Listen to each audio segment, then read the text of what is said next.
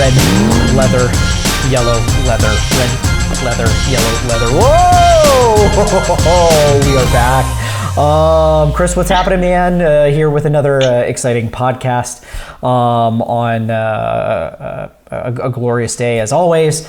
How are you, sir? Good. Ready to rock and roll and hopefully provide a little bit more value for our partners and everybody else that's tuning in. Yeah, Chris, you know, you and I have been talking about this. Like we've been talking to a lot of our existing partners, and a lot of, we're getting a lot of inquiries from, new people who want to get into the space. And one of the things that we talk about a lot to new and existing customers is humanization, personalization, and because this space, the auto parts and accessories space, the online auto parts and accessory space really lacks a lot of that. And there's a big gap. There's some people that are doing it really well, and then there's no real middle ground. It's either you're doing it or you're not. And in this segment today, we talked internally, felt like it was really important that we hadn't created a podcast about this, specifically about giving like 5 tips or 7 tips or 10 tips on ways to personalize your website or humanize your website. So we wanted to talk about that today, and hopefully, to your point, provide and create some more value and knowledge to our folks out there. Right, and I think it's just really important because especially now the space is getting more and more competitive. So we can't just rely on what maybe we could rely on in the past, maybe whether that's 5 years ago, 6 years ago, when the parts e-commerce space really started to pick up steam. Maybe back then, you really didn't have to worry too much about personalization and all these things because there wasn't that many competitors in the space online. But now you really need to do whatever you can to separate yourself from the competition and give that consumer a reason to shop with you over everybody else. And I always communicate to our partners, it's about building that moat. And the more you can build that moat, obviously it's going to be harder for the competition to creep in on your business. And so what we're going to be talking about today, these personalization tips, will help build that moat for you guys. That way, again, maybe you can start to increase pricing a little bit. All of these things that we're going to be talking about today will give you the opportunity to increase margins over time, but you can't just always increase prices if you're not giving that consumer a reason to pay more for that part or accessory that they can get arguably anywhere else, any other dealer in the country. So we have some tips for you guys today that we think can greatly help. Yeah, and you talk about pricing, right? And I think like there's like 3 aspects to the experience, and I think it's pricing, innovation, experience. And if you're focusing just on price, this is going to be this race to the bottom. So let's just take that pricing aspect out of it, and I want to take that pricing aspect out of it, and I think what people should be thinking about is that that innovation, that experience that you're providing to the customer, and all the other stuff is going to come afterwards. Because like you said, if it is a race to the bottom, or if people can get the part or accessory arguably anywhere, what's going to make you stand out from the crowd? And why are people going to want to shop with you and do business with you?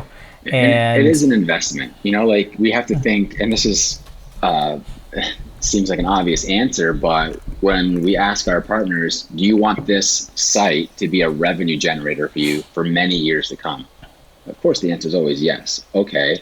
So if you want this to be generating revenue for you, not just this year, next year, but in 5 years, 10 years onwards, you have to invest in it. And as we all know, sometimes investments don't happen. You don't see the fruit of your investment overnight.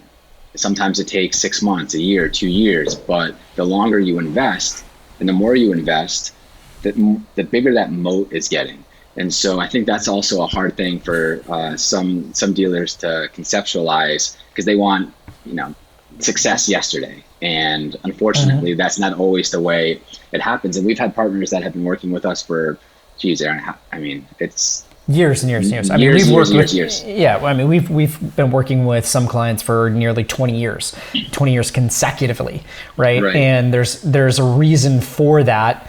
Why we've been able to work with partners, for that extended, period of time, and it's because we put a big focus and value on the experience, on the innovation, on the price, and so those are things that we also focus on too, and so when we talk about how can we personalize and humanize these sites, the first thing that I think of is creating a good why buy from us, or a great about us page, and having those bullet points throughout the website as well, like on product pages, on category pages, on checkout pages, continuing to reinforce this is why you should be buying from us. If you have questions, we've been in business for X amount of years. All those things, creating that trust, building that trust, and giving them information.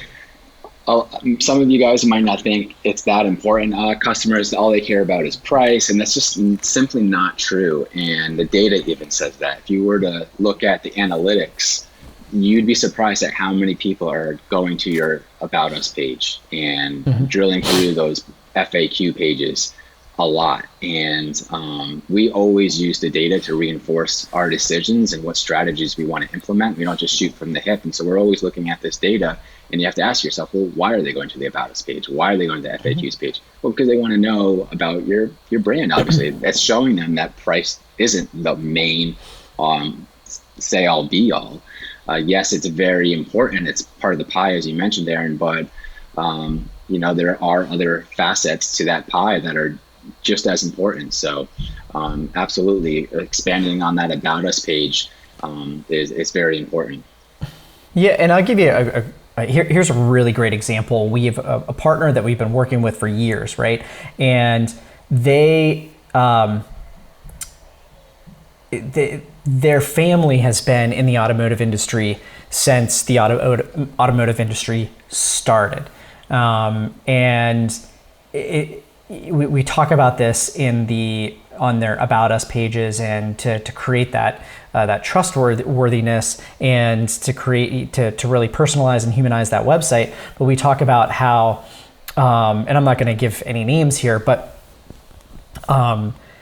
this family was involved in, or they were in the invention of the car and of particular manufacturers, and the great grandfather was friends with this guy, and they were working together on developing this engine or developing this car, and that story is so inspiring and so cool. It's like, wow, like they were, and they have pictures of that, and it's just like it's so cool. It's like, I want to buy from from them, and if I can't trust those guys, who am I going to be able to trust, right? And they've been in the game for that many years.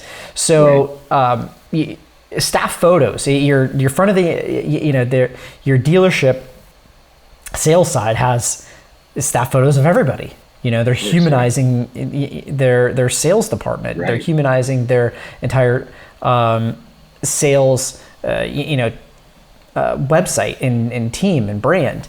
And so why wouldn't you do that on a parts and accessories website?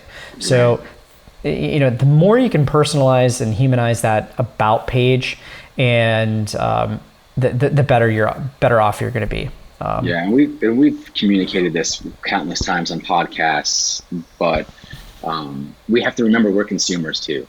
And I know it's different, but if you go to a retail store online and you want to buy a t-shirt or something, most of the time there's some type of model wearing that shirt. Why don't they just lay it out without a model? Well, I mean, you can do that and stores do that, but it's because, it humanizes the product and they can see themselves wearing that product. So I know it's a little bit different, but the methodology is still, the same. It's the humanization factor. And you don't have to just put the photos and stuff in the About Us page. You can also put it on custom banners, customize your homepage. And so think of it this way.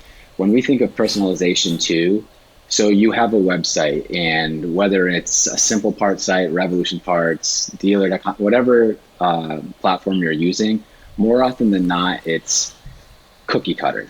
And not to say the platforms are bad, but they're turning out a bunch of websites and the meat and potatoes are all pretty much the same.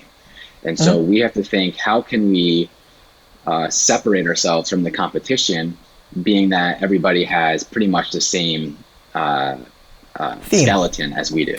Yeah. And so these things too. Yeah, all those sites, they have all those platforms. They have a certain number of themes, and they're all going to look relatively similar. But they have slight differences and whatnot to their structure. Their blueprints. So so we have to find ways to set ourselves apart. And exactly. And just just because you have a website doesn't mean you're going to get sales. That's the importance of having marketing, right? Like, there's just so much competition. You can't expect to have a website and just generate thousands of orders every month. It's not going to happen. That's not reality. Same thing with, having a website that's not personalized. Yeah, you can have a marketing agency that is driving you tons of traffic and giving you qualified buyers that are looking for parts and accessories. But if your site's not communicating that you're legitimate, or you're not humanizing the brand, or providing that extra customer experience to give them a reason to shop with you, it really doesn't matter how much traffic you're getting. What matters is how much you're converting. And this personalization is really going to help those two merge together, that traffic and the conversion. Yeah, and when we're talking about continuing to personalize, humanize, create that social proof, or create that trustworthiness, we need to think about social proof. And I think the other, number 2 here on the list is social proof testimonials on the website. And I think there needs to be a few areas where you have that social proof on the website. First and foremost, social proof on the homepage. Right? If they're coming into the homepage, we need to have social proof on the homepage. You really, like any landing page where traffic is going to come into, right, you're going to want to have social proof on there, testimonials on there. Homepage, about page, product pages, individual product pages. You could have your own testimonials landing page in itself. Having that social proof is key to credibility, how long you've been in the space. We're all consumers. We read reviews. When you're looking to go out to a new restaurant, and haven't heard about it, you've heard about the restaurant, but you haven't really heard much about it in terms of reviews. You go, you check it out, what is, Open Table saying, and what is Google reviews saying? And you look at that before you go, and 100%. spend, and $100 on a meal. 100%, Aaron. And that's the reason why the influencer marketing industry as a whole is, doing really well right now too, because just like you said, consumers are more apt to purchase something based on social proof, based off of social proof. So we should be leveraging that in as many places as possible, and not just on the homepage, not just on the product page, but all of the areas of your website, because consumers come to the website in many different ways. Some might come organically and land on the homepage first. Others might click on a Google shopping ad, go right to the product page, and never even go to your homepage. They might just check out from that product page, or they would check out from that product page if everything aligned the way they wanted, price and et cetera. So, having it in all these different areas is really important, because consumers don't always necessarily go to all the pages. And some might check out, like I said, directly on that product page because they came from a shopping ad. So it's really important to communicate that in as many ways as possible, and communicate various things. And we always say this to our partners as well. We try to communicate various things throughout the website, that our partners are selling genuine OEM parts and it's not aftermarket, and there's a manufacturer warranty. All these things we're trying to communicate. You're still going to get phone calls, even if you communicate it in 50 different places on your website. You're still going to get phone calls because a lot of consumers are lazy. So even if you're putting it everywhere, you still might get a phone call and ask what our partners say is a boneheaded question sometimes. But anything that we can do to communicate, to humanize our website and to show why they should buy with us, we should be communicating that in many different ways as possible. Yeah, and one last final point on the social proof. I use this analogy. This analogy you're saying a lot, and I've used it a lot over the years. And that's, I was once told that the best form of marketing is running a perfect shift. And I was told that in the hospitality industry, and that was years ago. And because I was like, why aren't we doing any marketing? And the gentleman told me the greatest form of marketing for a restaurant is running a perfect shift. And I kind of and I took a step back, and I was like, well, I was young at the time and didn't quite understand it. And he was like, look, if we're doing everything that we can do to run a perfect shift, and we're on point and we're executing, doing our thing, doing our job,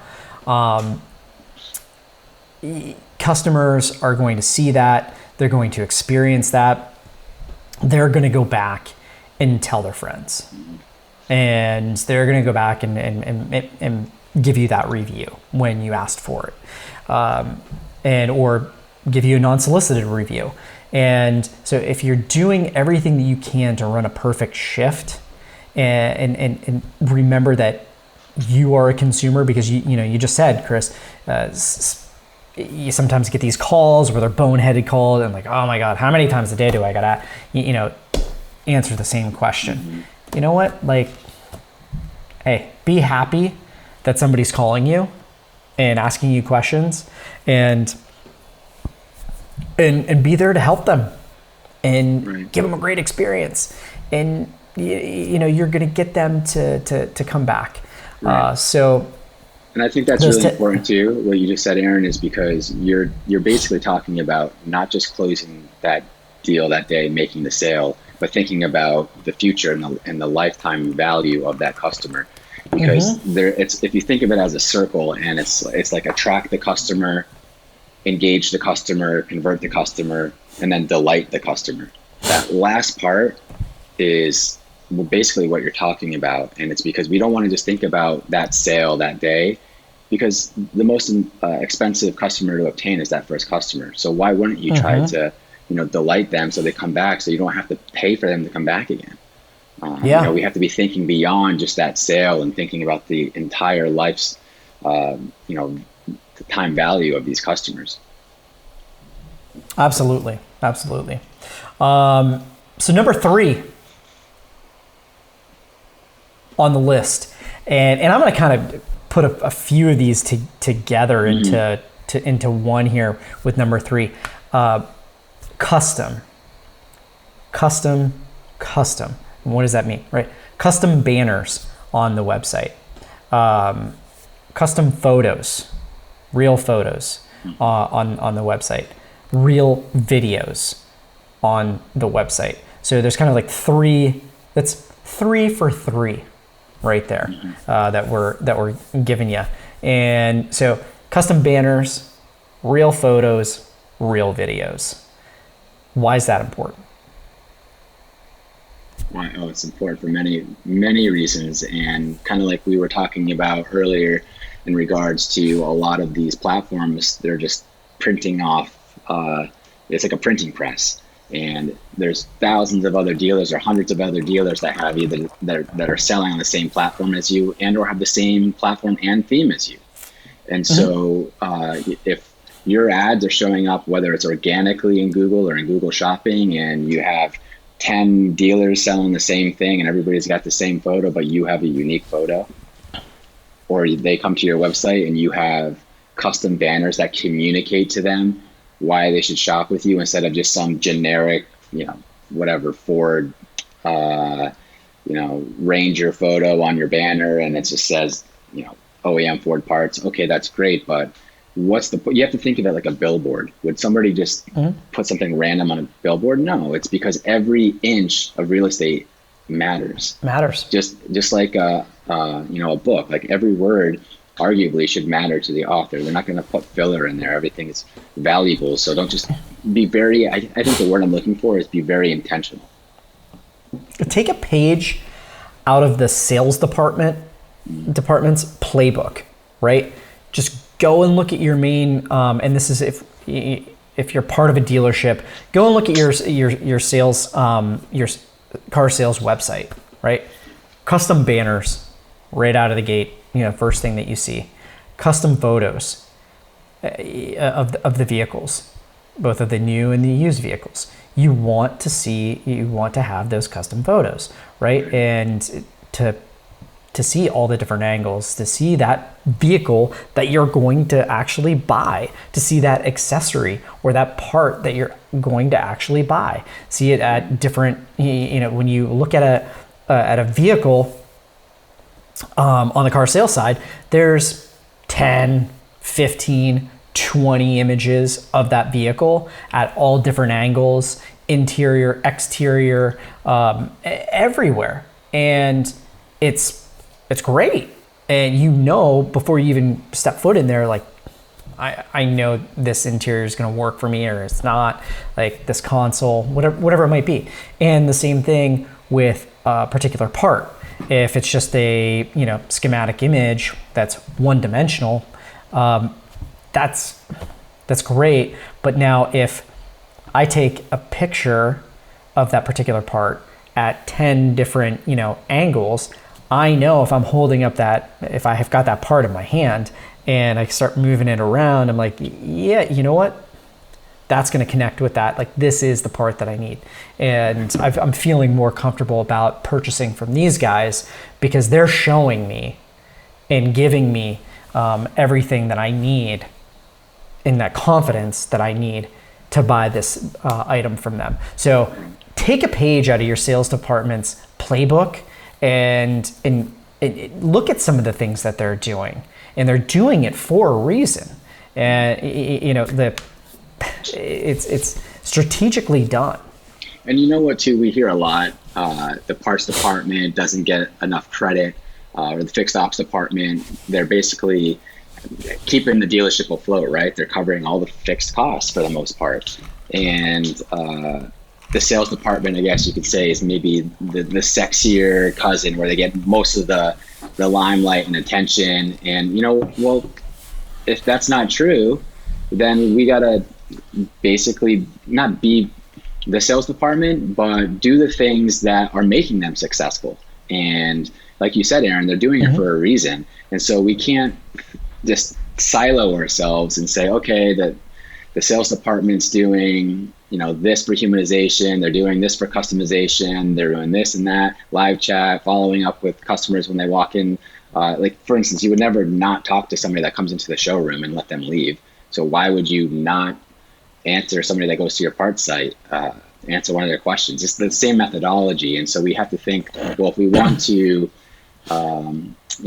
be in that limelight, if you will, and not be the stepchild of the dealership. And I'm not trying to say that in a bad way. I mean, this is what, we hear a lot. It's like, you guys don't feel like you get enough credit for all you do for a dealership. And you guys, you do crush it, especially during the pandemic, when car sales were down, and you guys were rocking and rolling, and you were busting your butts, and you guys deserve all the credit in the world. And so what I'm trying to say is, we really have to echo what you said, Aaron, instill a lot of these strategies and things that the sales department's doing that's making them successful, and really, pony up, I guess. Yeah.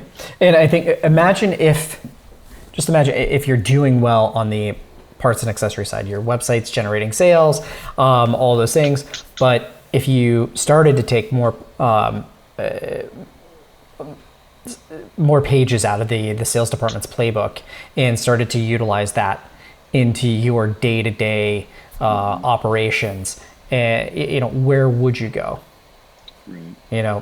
Think about those things. Because you have to think of yourself as a legitimate business, which you guys are, just like the sales department. And we always communicate too, like with the shipping. You have to think of your shipping as almost a separate business too. You have to take it seriously. You are, if you have an e-commerce website, you are in the sales business. Mm-hmm. You know what I mean? Like, you just got into it. Right. And you're in it, and so you got to start thinking like you're in it. So that's a good point. So that's a 3 for 3 there, right?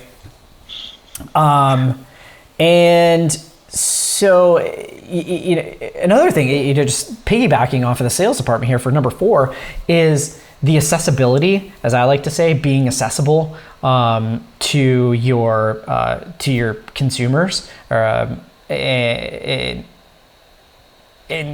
doing that through having phone or the contact forms, and all that stuff is great, but having live chat or text to chat features on the website. We've talked about this. We've done podcasts just on text to chat or live chat, but just to reinforce it, it is so critical to your success.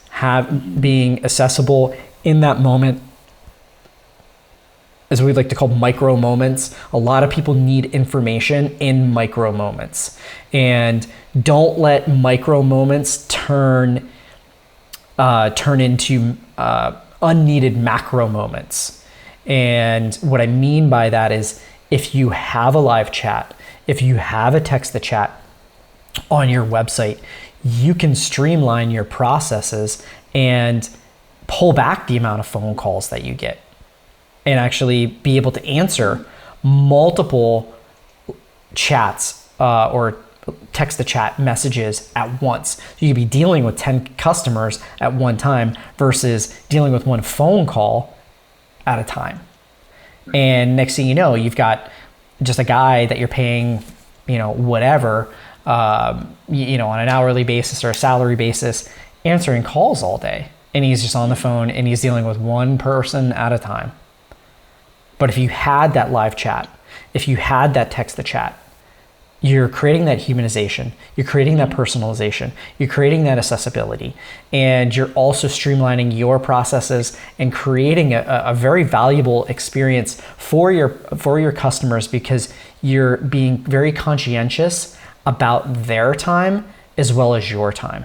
Because these are a lot of these questions that you're getting are very micro moment questions. But the fact that you're not accessible and not being implementing these things, you're creating more macro moments and inefficiencies for yourself and for the customer. I don't want to call and have to check on my order.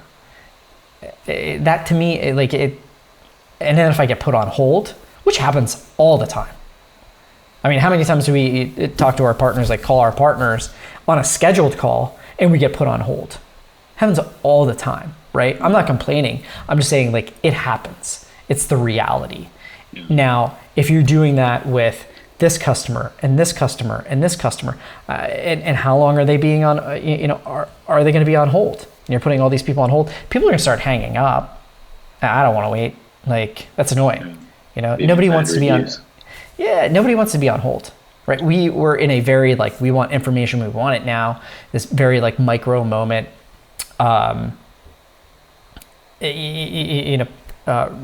world that we live in. So, I think that's just, I can't stress it enough. A live chat, a text to chat, features on the website. And I get upset when I hear people say, take the phone number off of the website, or I'm getting too many calls. And it's like, well, we've told you, if you add a live chat or add a text to chat, I don't know. Well, you can streamline all these processes, like all these calls, into one funnel and answer, multiple inquiries, multiple questions at once in a fraction of the time. Right. If you just did this, but you're not doing it. And you can, like you said, you can communicate with more customers. And it's when you add a personalization, when you humanize the site, when you personalize the journey for the consumer, it just makes it harder for them to want to leave. If you had a dialogue with the customer, you've built some type of connection there already, even if you haven't met them or anything. Just like communicating back and forth on a text to chat for a little bit, it already gives you a competitive advantage. Just that little micro moment there, versus nothing at all, right? So it's definitely worth its salt, 100%. Yeah. So point being, put some live chat on your websites, guys. Get a text to chat. Talk to us about it. We'll set it up for you. I'm not trying to hard sell you on here. It's do yourself a favor. Do it. You can be out to lunch and answering these questions on your phone as they come in. It's, and you can turn it off. Yeah. Do yourself a favor. So last and final point here, number 5 for the day. If you, we get a lot of people talking about social media. We have people that, when you're talking about personalization and humanization,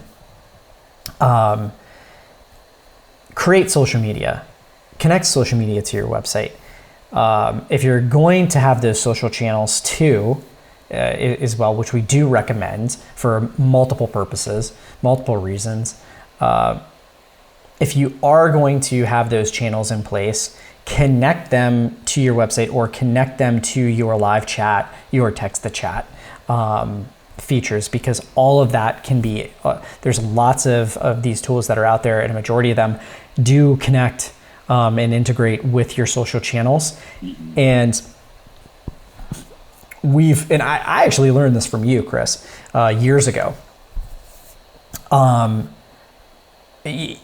When customers are having issues with an order or the service or solution that's been provided, and they can't get through to someone on the phone, on chat, where do you go?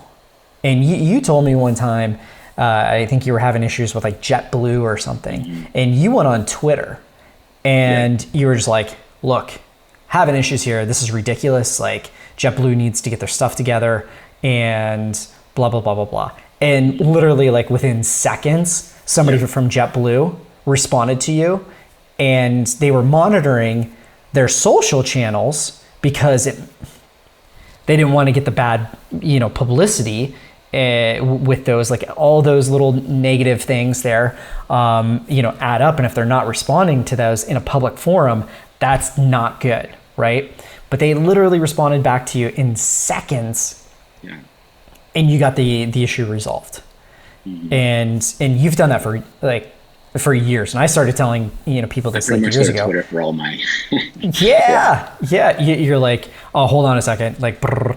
And I tell my wife this all the time. She's like something with Banana Republic or whatever it is, a Crate and Barrel. And I'm like, just go on Twitter. Hit them up on Twitter. And she's like, okay, yeah, I got a response. And so, point being is customers are going to go to your social channels if they can't get through to you because it's in a public forum. And as a consumer, we're like, oh, I'll get you on social media.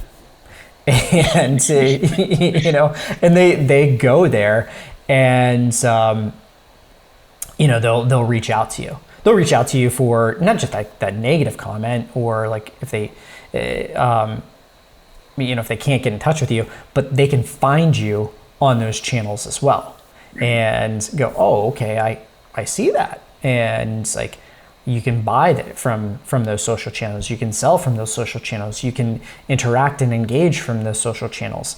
And so it's so crucial to your growth and development that you are on those social channels and integrate those social channels with your brand. Omni-channel experience. Yeah, man. Like and it's only going, you're starting to see like Facebook and not starting to, Facebook has been doing this and like it's been in the works for years. We've said it years ago. Facebook and Instagram are going to continue to make a play in the e-commerce space, and that's going to grow year after year after year. Why? Because the consumers are in those spaces. We're on Facebook, Instagram, Twitter, TikTok, Snapchat, Pinterest, all those channels, right? More than we are on Amazon and eBay and on Google, right? We go to those channels, those marketplaces, if you will, only when we need something. I don't have any other reason to go in there. I'm going to go window shopping? No, at least I'm speaking for myself. My wife and your wife would probably be like, hell yeah. Let's go window shopping. Yeah, go window shopping on Amazon is dangerous. At least if you go window shopping at the mall, I mean, there's only a limited amount of stores there, I guess. But that can still be save it in your cart. That can be dangerous. But nevertheless, it's you're on those social channels more than you're on those marketplaces, and now with the ability to seamlessly purchase from a seller from a Facebook shop without ever having to leave Facebook or Instagram, it's huge. Mm-hmm. Facebook fees are less than, for the seller, are less than Amazon, are less than eBay. Okay? So if I'm a seller, I want to be on those platforms. I want to be selling on those platforms because I'm tired of giving Amazon and eBay those fees. There's no PayPal fees on Facebook and Instagram shops. None. It goes through Facebook and Instagram. So things to think about. So create and connect social channels to your website, to your brand.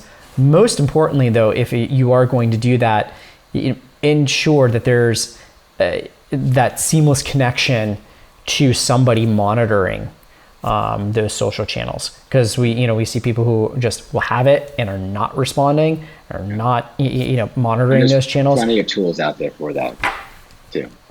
Like when JetBlue responds to me, they're not on Twitter. They're on a dashboard that consolidates all of their social channels into one. Yeah.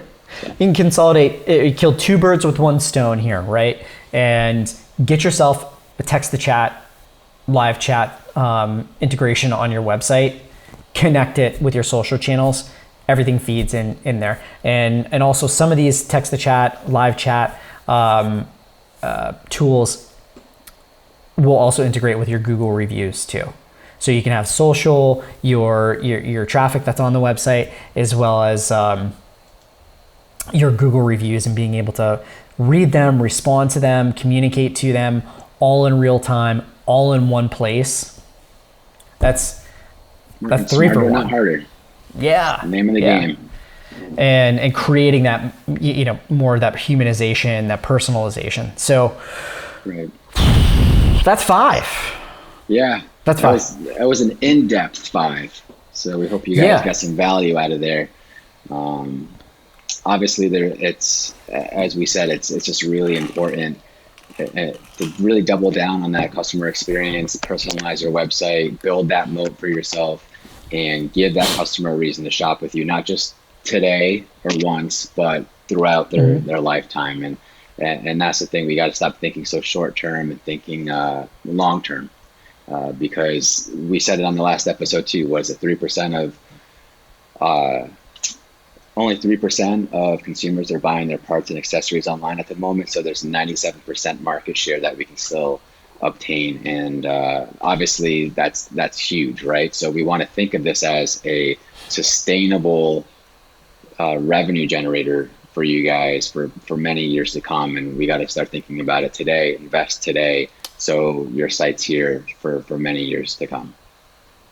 Yeah, you brought up one last really good point there with that 3% and the 97% of opportunity. And we, it's like, well, why are only 3? I think the question is, why are only 3% of consumers purchasing at I have an answer online? For you. I'm wondering what you're going to say.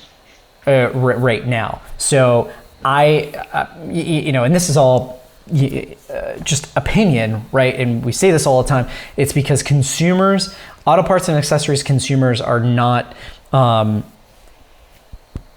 not that savvy, right? And in terms of like they're just not educated in that space, right? So they may go window shopping and look for things, but they end up just going and buying it like at the dealership or at the auto parts store, maybe, and because they're dealing one-on-one with someone and someone's actually selling them, right?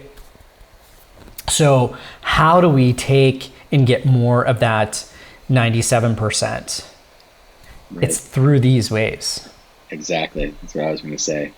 100%. And there's a lot of consumers out there that probably would buy parts and accessories online if you just connected what they want with the experience that they expect. And, that's the thing. I mean, you can think about a lot of technologies like that over the years. Would consumers have used them? Absolutely. But the technology wasn't there yet, or it wasn't up to our standards. And now, there's just a huge, huge opportunity. Yeah. So great point, man. Great closing point. So where do they find us? Till next time, right?